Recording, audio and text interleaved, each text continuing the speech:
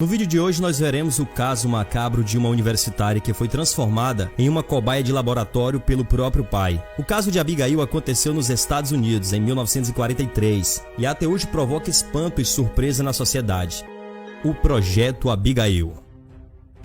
Você já deve ter ouvido falar sobre a famosa Área 51 e todo o mistério que ronda esse local, que é cheio de muitas histórias e que deixam qualquer um assustado. Pois bem, tudo começou por volta de 1943 em um campo auxiliar das bases aéreas de testes e treinamentos de Nevada, nos Estados Unidos. Entre os moradores, circulava um boato de que nesse local aconteciam coisas muito misteriosas. Em pouco tempo, a curiosidade das pessoas também passou a ser dos jornalistas, despertando grande interesse em muitas revistas e jornais da época, que desejavam descobrir a todo custo informações ou tirar uma fotografia do interior da área. O local era protegido por muitos soldados que se encontravam espalhados ao redor da zona, que mesmo assim não era suficiente para intimidar os curiosos jornalistas, que logo criaram um plano para descobrir o que eles estavam escondendo.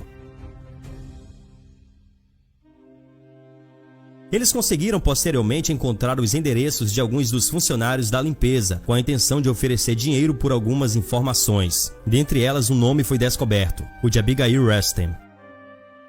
Segundo relatos, Abigail era filha de um dos cientistas, que também era chefe da Área 51, e seu nome era Albert Reston.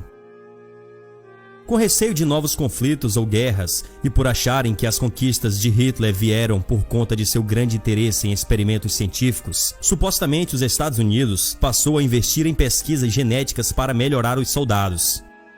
Você consegue lembrar de Capitão América? Pois era algo parecido o que eles tentavam reproduzir, mas tinha um grande problema para a realização deste experimento, pois ninguém estava disposto a se transformar em uma cobaia. Além disso, outra barreira para a realização da experiência era o receio que eles tinham de que fosse descoberto por seus possíveis inimigos. Com todos esses problemas, o então cientista Albert Reston se viu obrigado a buscar alguém de confiança, e ele conseguiu pensar em apenas uma pessoa para isso: a sua própria filha Abigail. O grande cientista estava cego por sucesso e acreditava que a universitária poderia resistir aos procedimentos, inclusive a exposição à radiação. E mesmo com seus colegas de trabalho tendo alertado o mesmo, Albert preferiu seguir com seus experimentos. Então eles começaram a mobilizar as equipes de cientistas para começar o então Projeto Abigail. No início dos procedimentos, eles já começaram a perceber leves deformações no rosto da paciente, e embora Albert estivesse ciente e acompanhando tudo, e mesmo com o aviso dos colegas, preferiu dar continuidade à experiência. Com o tempo, a jovem se transformava pouco a pouco em um ser jamais visto na história. O tom de sua pele já não era o mesmo, seu cabelo era ralo e branco, e mesmo com o resultado inesperado, o cientista não se abalou e resolveu continuar. Albert sentia muito por sua filha, mas a sua ambição pela ciência e pelo sucesso já havia o cegado, e no fundo ele tinha esperanças de que ela pudesse se recuperar. Porém, relatos de pessoas que trabalhavam na Área 51 na época afirmaram que isso não aconteceu, e alguns funcionários não sabiam com que lidavam, e eles revelaram para os jornalistas que apenas viam uma sombra de formato estranho. O tom branco e pálido da pele de Abigail e a forma como ela parecia estar envelhecendo cada vez mais, cheia de rugas e com seus cabelos brancos caindo, à medida que o experimento continuava, tornavam a situação cada vez mais sinistra. Embora tudo isso fosse realmente assustador, o pai de Abigail já estava decidido e determinado que levaria o plano até as últimas consequências.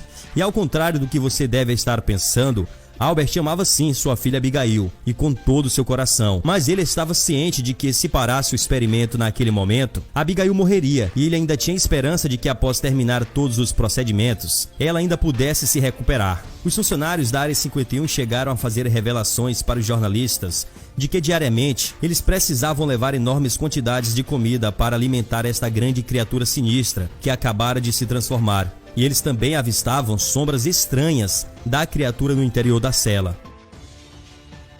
Os funcionários descreviam a criatura que se encontrava dentro da cela como um ser gigantesco de aparência humana e alegavam que era constante ver o seu chefe, o cientista Albert Reston, passando várias horas falando e até mesmo chorando em frente à jaula gigantesca da criatura. A essas alturas, Abigail tinha perdido completamente a razão. Ela havia se tornado um monstro. Seu corpo havia crescido de forma descontrolada, medindo quase 3 metros de altura. Seus ossos agora eram largos e ela conservava apenas um pouco de pele, e sua consciência não não era mais a mesma, e as mudanças ocorridas a transformaram em um animal selvagem. Todas as pessoas que formavam a equipe encarregada pela realização do experimento alegavam que a operação tinha sido uma catástrofe, resultando em um enorme fracasso. Mas Albert continuava acreditando que aquilo poderia ser revertido e que tudo pudesse dar certo. O cientista se negava a todo custo a aceitar o seu insucesso no experimento e, principalmente, se negava a aceitar a sugestão de seus colegas de trabalho de que deveria acabar com a vida de Abigail. A pressão em cima de Albert de saber que ele era o responsável e autor daquela terrível mutação na sua própria filha fez com que ele viesse tirar sua própria vida, se suicidando 2 anos depois de ter começado o projeto Abigail. Na carta de despedida deixada por Albert, havia um apelo aos colegas cientistas envolvidos no experimento para que salvassem a sua filha Abigail, ou que pelo menos pudessem perdoá-lo por aquela catástrofe. Mas com a morte de Albert, o futuro de Abigail se tornava incerto e o exército americano não estava mais disposto a continuar gastando dinheiro e recurso para que ela pudesse se recuperar e voltar ao normal. Porém, resolveram atender ao pedido de Albert e não matá-la de forma direta. E por isso mesmo deixaram que a fome fosse responsável por isso e ordenaram que os funcionários deixassem de fazer comida para alimentá-la.